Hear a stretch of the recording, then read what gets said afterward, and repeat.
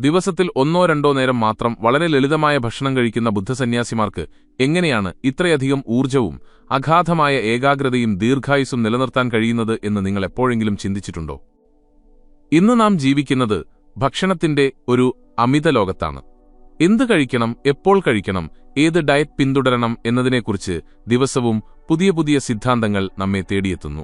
Protein പൗഡറുകളും കൃത്രിമ വിറ്റാമിനുകളും വിലകൂടിയ super ഫുഡുകളും നമ്മുടെ അടുക്കളകൾ കൈയടക്കിയിരിക്കുന്നു. എങ്കിലും മുൻപെങ്ങുമില്ലാത്ത വിധം നാം രോഗങ്ങളുടെ പിടിയിലാണ്. മാനസിക സമ്മർദ്ദം, ദഹനപ്രശ്നങ്ങൾ, ജീവിതശൈലീ രോഗങ്ങൾ എന്നിവ നമ്മെ നിരന്തരം വേട്ടയാടുന്നു.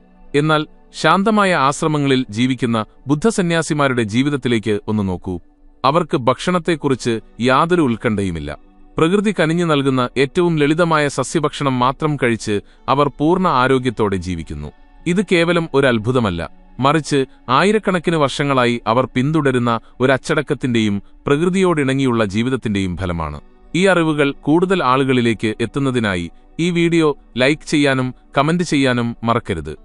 ബുദ്ധസന്യാസിമാരുടെ ഭക്ഷണരീതി വെറുമൊരു ഡയറ്റ് പ്ലാൻ അല്ല, അതൊരു ആത്മീയ പരിശീലനമാണ്.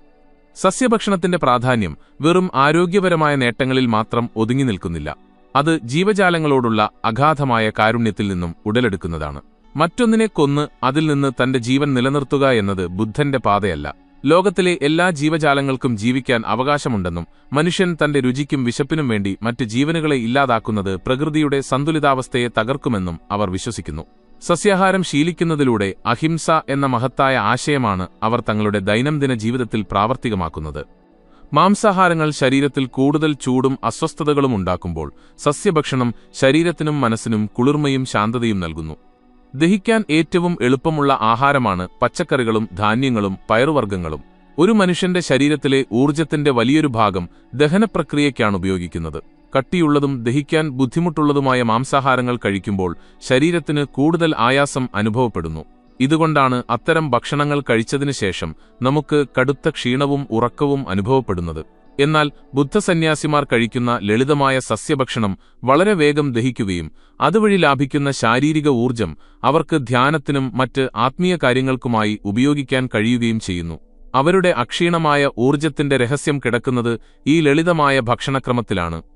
ജപ്പാനിലെ ബുദ്ധമത സന്യാസിമാർക്കിടയിൽ പ്രചാരത്തിലുള്ള ഒരു പ്രത്യേക ഭക്ഷണരീതിയുണ്ട്. വളരെ കുറഞ്ഞ ചേരുവകൾ ഉപയോഗിച്ച് പ്രകൃതിയുടെ തനതായ രുചികൾ ചോർന്നുപോകാതെ തയ്യാറാക്കുന്ന സവിശേഷമായ ഒരു പാചകരീതിയാണിത്. ഉള്ളി, വെളുത്തുള്ളി തുടങ്ങിയ ഉത്തേജനം നൽകുന്ന സുഗന്ധവ്യഞ്ജനങ്ങൾ അവർ പൂർണ്ണമായും ഒഴിവാക്കുന്നു. പകരം ഓരോ ഋതുക്കൾക്കും അനുയോജ്യമായ പ്രാദേശിക പച്ചക്കറികൾ, കടൽ സസ്യങ്ങൾ, സോയാബീൻ ഉൽപ്പന്നങ്ങൾ, ചോറ് എന്നിവയാണ് അവരുടെ പ്രധാന ആഹാരം. പ്രകൃതിയിൽ നിന്ന് ലഭിക്കുന്ന ഒന്നും തന്നെ പാഴാക്കിക്കളയാൻ അവർ തയ്യാറല്ല. പച്ചക്കറികളുടെ തൊലിയും വേരും വരെ അവർ വളരെ ശ്രദ്ധയോടെ പാചകം ചെയ്ത് ഉപയോഗിക്കുന്നു. ഇത് പ്രകൃതിയോടുള്ള അവരുടെ നന്ദിയും ആദരവുമാണ് കാണിക്കുന്നത്. ഭക്ഷണം എന്ത് കഴിക്കുന്നു എന്നതിനേക്കാൾ പ്രധാനമാണ് അത് എങ്ങനെ കഴിക്കുന്നു എന്നത്. ബുദ്ധസന്യാസിമാരെ സംബന്ധിച്ചിടത്തോളം ഭക്ഷണം കഴിക്കുക എന്നത് ഒരു ധ്യാനമാണ്. നമ്മൾ പലപ്പോഴും ടിവിയോ മൊബൈൽ ഫോണോ നോക്കിക്കൊണ്ടോ മറ്റുള്ളവരോട് സംസാരിച്ചുകൊണ്ടോ ആണ് ഭക്ഷണം കഴിക്കാറുള്ളത്. നാം എന്ത് കഴിക്കുന്നുവെന്നോ എത്ര കഴിക്കുന്നുവെന്നോ നാം അറിയാറില്ല. എന്നാൽ ഒരാശ്രമത്തിൽ ഭക്ഷണം കഴിക്കുന്ന സമയം പൂർണ്ണ നിശബ്ദതയുടേതാണ്. അവർ ഭക്ഷണത്തിലേക്ക് മാത്രം ശ്രദ്ധ കേന്ദ്രീകരിക്കുന്നു. ഓരോ ഉരുളയും വായിൽ വയ്ക്കുമ്പോൾ അതിന്റെ നിറം, മണം, ഘടന, രുചി എന്നിവ അവർ പൂർണ്ണമായും അറിയുന്നു. വളരെ പതുക്കെ പലവട്ടം ചവച്ചരച്ച് മാത്രമാണ് അവർ ഭക്ഷണം ഇറക്കുന്നത്. ഇത്തരത്തിൽ ശ്രദ്ധയോടെ ഭക്ഷണം കഴിക്കുമ്പോൾ അതിന് നിരവധി ഗുണങ്ങളുണ്ട്. ആദ്യത്തേത്, നമുക്ക് വളരെ കുറച്ച് ഭക്ഷണം മാത്രമേ ആവശ്യമായി വരികയുള്ളൂ എന്നതാണ്. പതുക്കെ കഴിക്കുമ്പോൾ വയറു നിറഞ്ഞു എന്ന സന്ദേശം തലച്ചോറിലേക്ക് കൃത്യസമയത്തെത്തുന്നു. ഇത് അമിതമായി ഭക്ഷണം കഴിക്കുന്നതിൽ നിന്നും നമ്മെ തടയുന്നു. രണ്ടാമതായി, വായയിൽ വെച്ച് തന്നെ ഭക്ഷണം നന്നായി ചവച്ചരയ്ക്കുന്നത് വഴി ദഹനപ്രക്രിയ അവിടെ വെച്ച് തന്നെ ആരംഭിക്കുന്നു. ഉമിനീരുമായി കലരുന്ന ഭക്ഷണം ആമാശയത്തിന് കൂടുതൽ ആയാസം നൽകാതെ പെട്ടെന്ന് ദഹിക്കുന്നു. ഈയൊരു ശീലം മാത്രം മതി നമ്മുടെ പകുതിയോളം ഉദരരോഗങ്ങളും മാറിക്കിട്ടാൻ. ഭക്ഷണം കഴിക്കുന്നതിന് മുൻപ് അവർ പ്രാർത്ഥിക്കാറുണ്ട്. ആ പ്രാർത്ഥന തങ്ങൾക്ക് ഭക്ഷണം നൽകിയ ദൈവത്തോടുള്ള നന്ദി പ്രകടനം മാത്രമല്ല, ആ ഭക്ഷണം തങ്ങളുടെ മുന്നിലെത്തുന്നതിന് കാരണക്കാരായ സൂര്യൻ, മഴ, മണ്ണ്, കൃഷിക്കാർ, അത് പാചകം ചെയ്തവർ തുടങ്ങി പ്രപഞ്ചത്തിലെ എല്ലാ ഘടകങ്ങളോടുമുള്ള നന്ദി കൂടിയാണ്.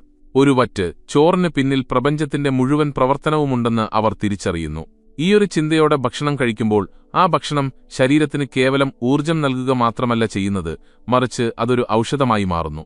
അഹങ്കാരം വെടിഞ്ഞ് പൂർണ്ണമായ വിനയത്തോടെ വേണം ഭക്ഷണം സ്വീകരിക്കാൻ എന്നാണ് ബുദ്ധൻ പഠിപ്പിച്ചത്.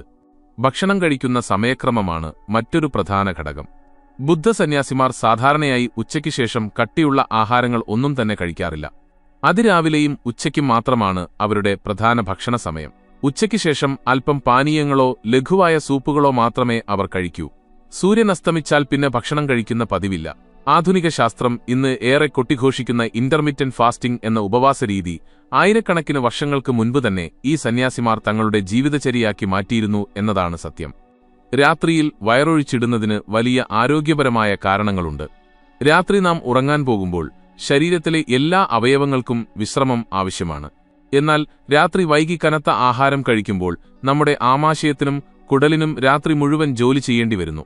ഇത് ശരീരത്തിന്റെ സ്വാഭാവികമായ അറ്റകുറ്റപ്പണികളെ തടസ്സപ്പെടുത്തുന്നു. രാത്രിയിൽ ആമാശയം ശൂന്യമായിരിക്കുമ്പോൾ ശരീരം അതിന്റെ ഊർജ്ജം മുഴുവൻ കേടുപാടുകൾ തീർക്കാനും കോശങ്ങളെ പുതുക്കാനും ശരീരത്തിലെ വിഷാംശങ്ങൾ പുറന്തള്ളാനും ഉപയോഗിക്കുന്നു. അടുത്ത ദിവസം രാവിലെ ഉണരുമ്പോൾ നല്ല ഉന്മേഷവും ഊർജ്ജവും ലഭിക്കാൻ ഇത് സഹായിക്കുന്നു. ബുദ്ധസന്യാസിമാർക്ക് വെളുപ്പിന് അതിരാവിലെ എഴുന്നേറ്റ് ധ്യാനിക്കാൻ സാധിക്കുന്നത് ഈ രാത്രി ഉപവാസം കൊണ്ടാണ്. നമ്മുടെ മനസ്സിന്റെ അവസ്ഥയും നാം കഴിക്കുന്ന ഭക്ഷണവും തമ്മിൽ അഭേദ്യമായ ബന്ധമുണ്ട്. കോപമോ സങ്കടമോ സമ്മർദ്ദമോ ഉള്ളപ്പോൾ നാം കഴിക്കുന്ന ഭക്ഷണം ശരീരത്തിൽ വിഷമായി പ്രവർത്തിക്കുമെന്ന് ആയുർവേദവും പറയുന്നു. വളരെ ശാന്തമായ മനസ്സോടെ വേണം ആഹാരം കഴിക്കാൻ. ബുദ്ധമതത്തിലെ സസ്യാഹാര രീതി മനസ്സിനെ ശാന്തമാക്കാൻ സഹായിക്കുന്നു. മാംസം പോലെയുള്ള താമസിക് ഭക്ഷണങ്ങൾ മനുഷ്യനിൽ അക്രമവാസനയും അലസതയും കോപവും വർദ്ധിപ്പിക്കുമെന്ന് വിശ്വസിക്കപ്പെടുന്നു. എന്നാൽ സസ്യഭക്ഷണം സാത്വികമാണ്. അത് സ്നേഹവും അനുകമ്പയും സഹാനുഭൂതിയും വളർത്തുന്നു. ധ്യാനത്തിലൂടെ മനസ്സിനെ നിയന്ത്രിക്കാൻ ശ്രമിക്കുന്ന ഒരാൾക്ക് ഏറ്റവും അനുയോജ്യമായത് ഇത്തരം സാത്വിക ആഹാരങ്ങളാണ്. മധുരപലഹാരങ്ങളോടും കൊഴുപ്പുകൂടിയ ഭക്ഷണങ്ങളോടുമുള്ള നമ്മുടെ ആർത്തിയാണ് പലപ്പോഴും നമ്മെ രോഗികളാക്കുന്നത്. ആർത്തി എന്ന വികാരത്തെ ഇല്ലാതാക്കുക എന്നതാണ് ബുദ്ധമതത്തിന്റെ കാതൽ. ഭക്ഷണത്തോടുള്ള അമിതമായ ആസക്തി ദുഃഖത്തിന് കാരണമാകുന്നു. സന്യാസിമാരുടെ ഭക്ഷണം സ്വാഭാവികമായും രുചികരമാണെങ്കിലും ആ രുചിക്ക് അടിമപ്പെടാൻ അവർ തയ്യാറല്ല. വിശപ്പ് മാറ്റുക, ജീവൻ നിലനിർത്തുക എന്നതിലുപരിയായി രുചിക്ക് വേണ്ടി മാത്രം അവർ ഭക്ഷണം കഴിക്കാറില്ല. നമുക്ക് മുന്നിൽ ഇഷ്ടപ്പെട്ട പലഹാരങ്ങൾ ഇരിക്കുമ്പോഴും വയറു നിറഞ്ഞാൽ അത് വേണ്ടെന്ന് വെക്കാനുള്ള ഒരു മനസ്സ് വളർത്തിയെടുക്കുക എന്നത് വലിയൊരു ആത്മീയ പാഠമാണ്. ഇതൊക്കെ കേൾക്കുമ്പോൾ ഇതൊക്കെ സന്യാസിമാർക്ക് മാത്രം സാധിക്കുന്ന കാര്യമാണെന്ന് നിങ്ങൾക്ക് തോന്നിയേക്കാം. എന്നാൽ നമ്മുടെ ദൈനംദിന ജീവിതത്തിലും വളരെ ലളിതമായി പ്രാവർത്തികമാക്കാവുന്ന ചില കാര്യങ്ങൾ ഇതിലുണ്ട്. പെട്ടെന്ന് ഒരു സുപ്രഭാതത്തിലെല്ലാം ഉപേക്ഷിച്ച് സന്യാസിയെപ്പോലെ ജീവിക്കാൻ ആർക്കും കഴിയില്ല.